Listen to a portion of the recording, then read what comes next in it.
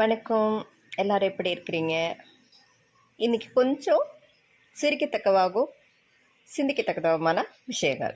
Okay, மனைவி கணவனை அழைக்கும் முறையில் வந்த மாற்றங்கள் தான் இன்னைக்கு நான் சொல்ல போகிறேன். 1910 கணவனை கூப்பிட்டுட்டு இருந்தது சுவாமி.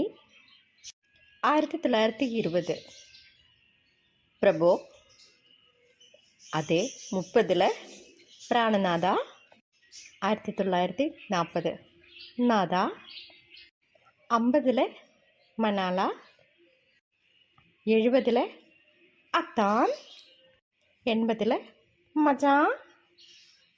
90 மாமா. 2000 என்னங்க. 2005 ஏனுங்க. 2010 ஏங்க. 2015 ஏய்.